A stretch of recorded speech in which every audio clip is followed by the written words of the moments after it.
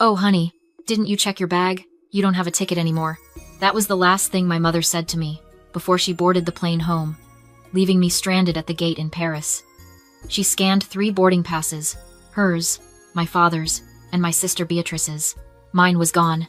I tried to grab her arm, but Beatrice shoved me hard, slipping a black passport into my open tote bag. Seconds later, the security alarms screamed. Armed French police swarmed me, shouting commands I didn't understand. I looked back at the gate, begging for help. My family wasn't panicking.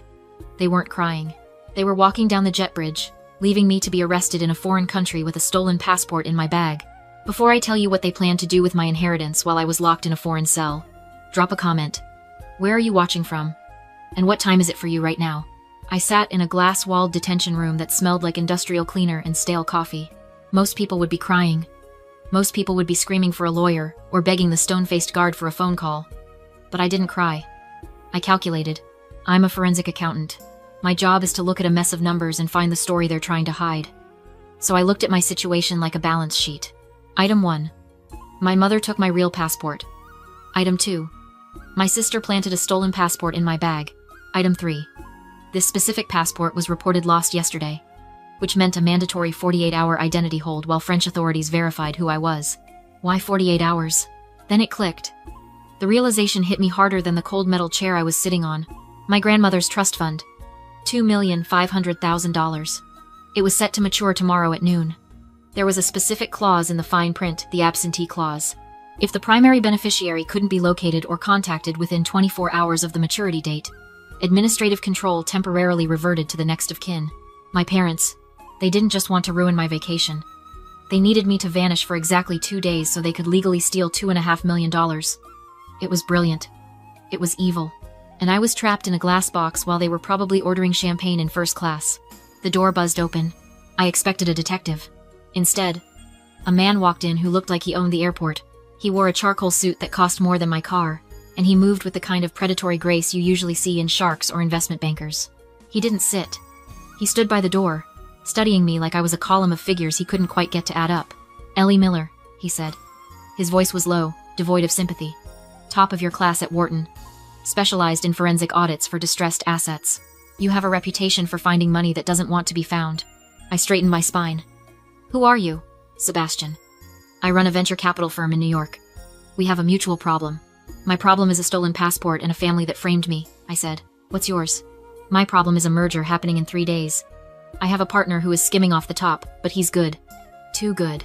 My regular auditors can't find the leak." He checked his watch. "I need someone who isn't on the payroll. Someone desperate enough to work fast and quiet." He tossed a file onto the metal table. It wasn't my police file. It was a contract. "I have friends at the embassy. I can have you walked out of here in 20 minutes as a diplomatic consultant. You get on my jet, you fly back to New York, you find my missing money. And in return?" I asked. "In return, you get your freedom. You get back to New York before your trust fund deadline passes. And I pay you $20,000 for the job." I looked at him. This wasn't a rescue mission. He didn't care about my feelings or my family trauma. He saw a resource he could exploit. It was the most honest offer I'd received in years. "Make it $30,000, I said. "And you cover my legal fees if my family tries to contest the will." Sebastian smiled. It wasn't a warm smile.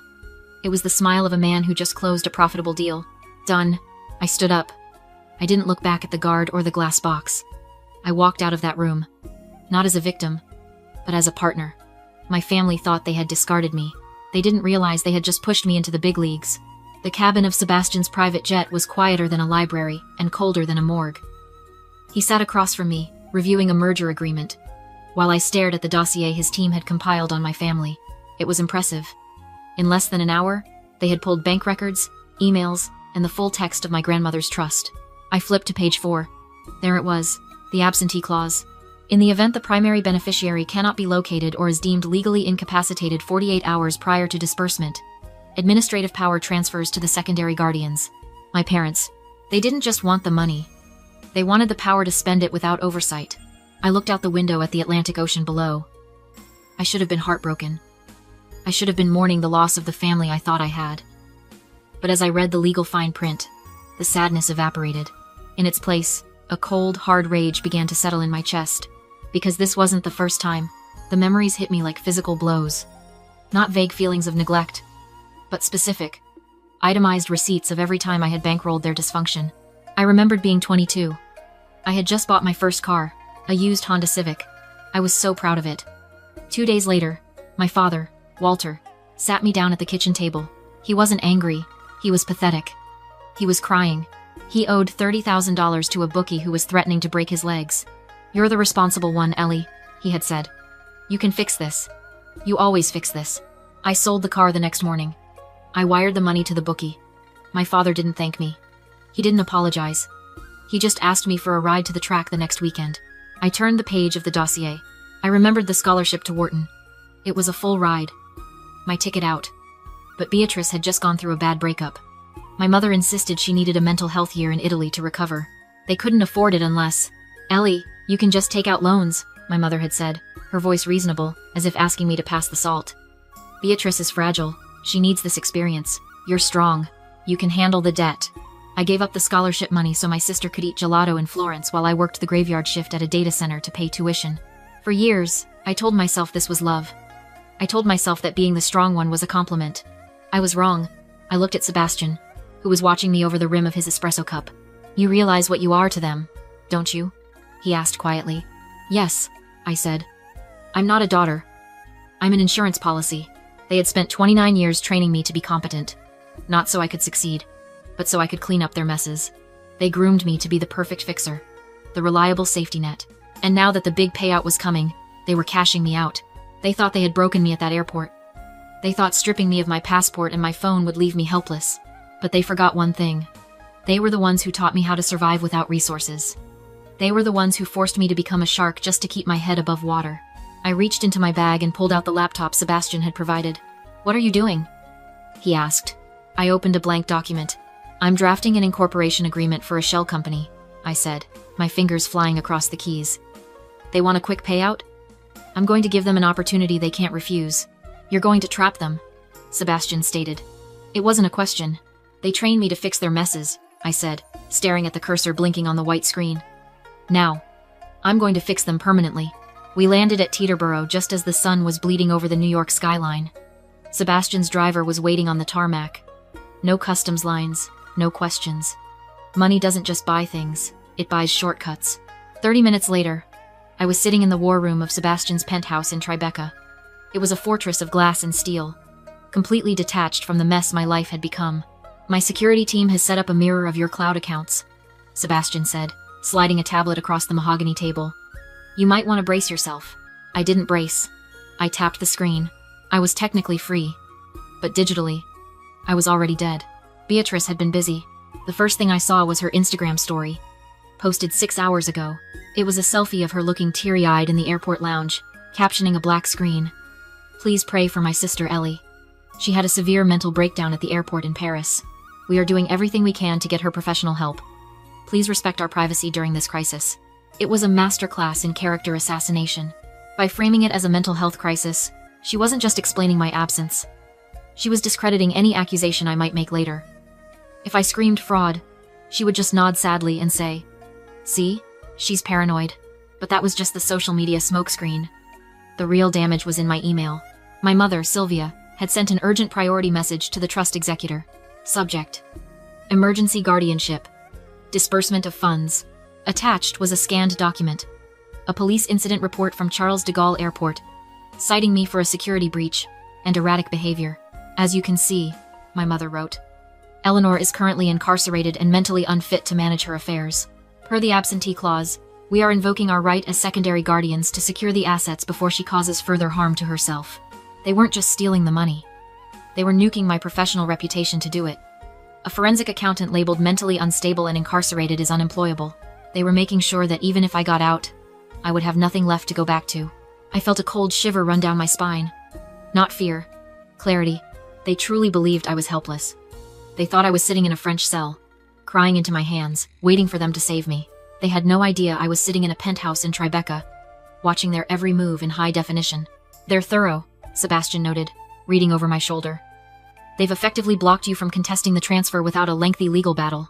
By the time a judge hears you, the money will be gone." "They don't want a legal battle," I said, my eyes fixed on the screen. They want a quick payout. They have debts. Real debts. The kind you can't pay with a payment plan. I stood up and walked to the floor-to-ceiling window. Down below, the city was waking up. Somewhere in this city, my parents were probably celebrating. They were counting chickens that hadn't hatched yet. They think the only way to get the money is through the trust executor, I said. They're thinking small. I turned back to Sebastian. I need access to your capital reserves. Not to spend. Just to show. Sebastian raised an eyebrow. What's the play? I'm going to become the answer to their prayers, I said. They need cash fast? I'm going to offer them a deal so good, they'll sign their own death warrants just to touch it. It took less than an hour to build the cage. Using Sebastian's infrastructure, we created Atlas Holdings, a boutique investment firm specializing in distressed asset acquisition. It had a sleek website, a Delaware registration, and a verifiable proof of funds showing $50 million in liquid capital. It looked like salvation. It was actually a guillotine. My parents are drowning, I told Sebastian, pulling up their credit report on the main screen.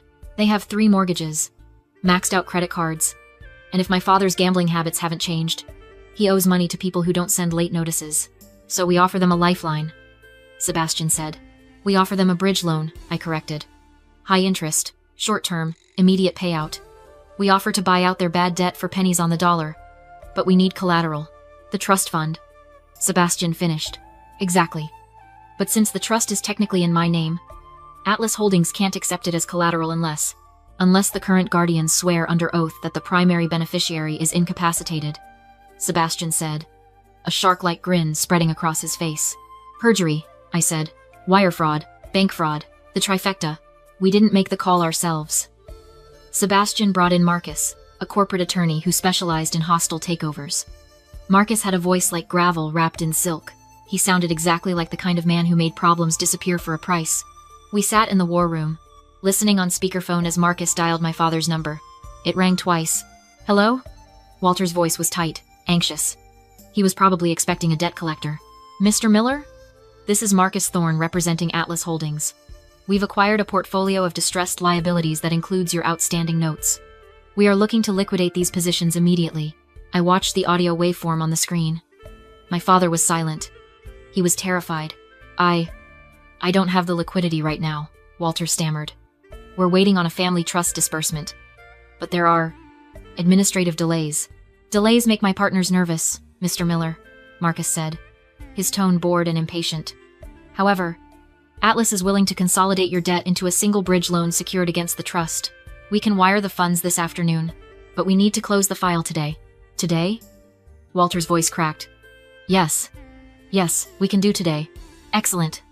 There is one compliance issue. Our due diligence shows the trust is in your daughter's name. For us to accept it as collateral, we need legal assurance that you have sole administrative authority to encumber the assets. I held my breath.